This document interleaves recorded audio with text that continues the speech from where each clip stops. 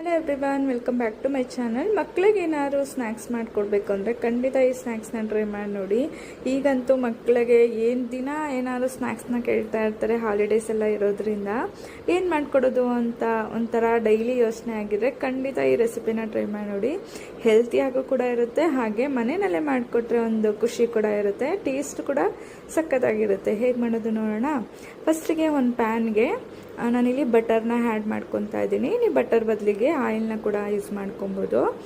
1 spoon ಅಷ್ಟು ಬಟರ್ನ ಹಾಕ್ಬಿಟ್ಟು ಅದಕ್ಕೇ ನಾನಿಲ್ಲಿ ಕ್ಯಾಪ್ಸಿಕಮ್ಮು ಹಾಗೆ ಕ್ಯಾರೆಟು, ಈರುಳ್ಳಿ ಜೊತೆಗೆ ಟೊಮೆಟೊ, ಒಂದು ಸ್ವಲ್ಪ ಬ್ರೊಕೊಲಿನ ಕೂಡ ತೊಗೊಂಡಿದ್ದೀನಿ. ನಿಮ್ಗೆ ಯಾವ ವೆಜಿಟೇಬಲ್ಸ್ ಬೇಕೋ ಆ ವೆಜಿಟೇಬಲ್ಸ್ನ ಯೂಸ್ ಮಾಡ್ಬೋದು. ಇದಕ್ಕೆ ನೀವು ಮಶ್ರೂಮು ಇದೆಲ್ಲ ಕೂಡ ಯೂಸ್ ಮಾಡ್ಕೊಬೋದು. ನಾನು ಇದಕ್ಕೆ ಪನ್ನೀರ್ನ ಕೂಡ ಆ್ಯಡ್ ಮಾಡ್ತಾ ಇದ್ದೀನಿ. ಅದೇ ರೀತಿ ನಿಮ್ಗೆ ಯಾವ ವೆಜಿಟೇಬಲ್ಸ್ ಬೇಕೋ ಅದನ್ನೆಲ್ಲ ಈ ರೀತಿ ಸಣ್ಣ ಸಣ್ಣದಾಗಿ ಕಟ್ ಮಾಡಿ ಸೇರಿಸ್ಕೊಬೇಕಾಗತ್ತೆ. ಇನ್ನು ಇದನ್ನು ಚೆನ್ನಾಗಿ ಲೋ ಟು ಮೀಡಿಯಮ್ ಫ್ಲೇಮ್ನಲ್ಲಿ ಇಟ್ಕೊಂಡು ಚೆನ್ನಾಗಿ ಬೇಯಿಸ್ಕೊಬೇಕು. ಅಂದರೆ ಚೆನ್ನಾಗಿ ಅದು ಕುಕ್ ಆಗಬೇಕು. ಸ್ವಲ್ಪ ಸಾಲ್ಟ್ನ ಕೂಡ ಆ್ಯಡ್ ಮಾಡಿಬಿಟ್ಟು ಬೇಯಿಸ್ಕೊಳ್ಳಿ, ಹಾಗಾಗಿ ಬೇಗನೆ ಬೆಂದೋಗುತ್ತೆ ಅದು. ಇನ್ನು ಇದಾಗಿದೆ ನೋಡಿ, ಈ ರೀತಿ ಲಿಡ್ನ ಕ್ಲೋಸ್ ಮಾಡಿ ಬೇಯಿಸ್ಕೊಳ್ಳೋದ್ರಿಂದ ಅದು ಹಬೆನಲ್ಲೇ ಚೆನ್ನಾಗಿ ಬೆಂದೋಗುತ್ತೆ. ಇನ್ನು ಈ ರೀತಿ ಬೆಂದಮೇಲೆ ಇದಕ್ಕೆ ನಾನಿಲ್ಲಿ ಒಂದು ಸ್ವಲ್ಪ ಗರಂ ಮಸಾಲ, ಚಿಲ್ಲಿ ಪೌಡರು ಹಾಗೆ ಧನಿಯಾ ಪೌಡರು, ಜೀರಾ ಪೌಡರ್ನ ಆ್ಯಡ್ ಮಾಡ್ಕೊಂಡಿದ್ದೀನಿ. ಒಂದು ಸ್ವಲ್ಪ ಅರಿಶಿನ ಕೂಡ ಹಾಕ್ಬಿಟ್ಟು ಈ ರೀತಿ ಮಿಕ್ಸ್ ಮಾಡಿಕೊಂಡು ನಂತರ ಸಣ್ಣ ಸಣ್ಣದಾಗಿ ಕಟ್ ಮಾಡಿ ಇಟ್ಕೊಂಡಿರೋ ಅಂಥ ಪನ್ನೀರ್ನ ಕೂಡ ಹಾಕ್ಕೊತಾ ಇದ್ದೀನಿ. ಜೊತೆಗೆ ನಾನಿಲ್ಲಿ ಟೊಮೆಟೊ ಸಾಸ್ನ ಹಾಕ್ಕೊತಾ ಇದ್ದೀನಿ.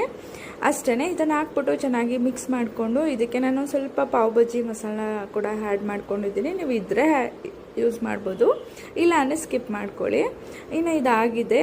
ಈಗ ಒಂದು ದೋಸೆ ಹಂಚ ಮೇಲೆ ನಾವು ಬನ್ನ ಅಥವಾ ಬ್ರೆಡ್ ಯಾವ್ದಾದ್ರು ಯೂಸ್ ಮಾಡ್ಕೊಬೋದು. ನಾನಿಲ್ಲಿ ಗೋಧಿ ಬನ್ನ ಯೂಸ್ ಮಾಡ್ತಾ ಇದ್ದೀನಿ.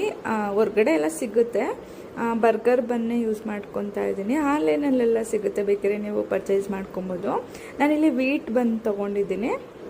ಮಕ್ಳಿಗೆ ಕೊಡೋದ್ರಿಂದ ಸ್ವಲ್ಪ ಮೈದಾ ಎಲ್ಲ ಕಡಿಮೆ ಮಾಡಿದ್ರೆ ಒಳ್ಳೇದಲ್ವ, ಸೊ ಅದರಿಂದ ನಾನಿಲ್ಲಿ ಗೋಧಿ ಬನ್ನ ತೊಗೊಂಡಿದ್ದೀನಿ.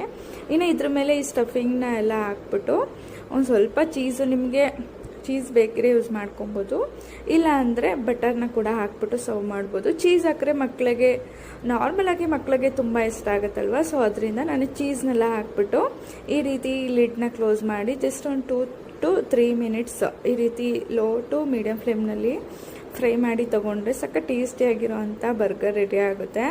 ಮಕ್ಕಳಿಗೂ ಅಷ್ಟೇ ತುಂಬಾ ಖುಷಿಯಾಗುತ್ತೆ, ತುಂಬಾ ಇಷ್ಟ ಆಗುತ್ತೆ ಕೂಡ, ಹಾಗೆ ಹೆಲ್ತಿಯಾಗೂ ಕೂಡ ಇರುತ್ತೆ ಅಲ್ವಾ. ನಾರ್ಮಲಾಗಿ ವೆಜಿಟೇಬಲ್ಸ್ ಎಲ್ಲ ತಿನ್ನಲ್ಲ ಮಕ್ಕಳು, ಬಟ್ ಈ ರೀತಿ ಮಾಡಿಕೊಟ್ಬಿಟ್ರೆ ನೀಟಾಗಿ ಆರಾಮಾಗಿ ತಿನ್ಕೊತಾರೆ. ಬೇಕಾದ್ರೆ ನೀವು ಕೂಡ ಒಂದ್ಸಲಿ ಟ್ರೈ ಮಾಡಿ ನೋಡಿ.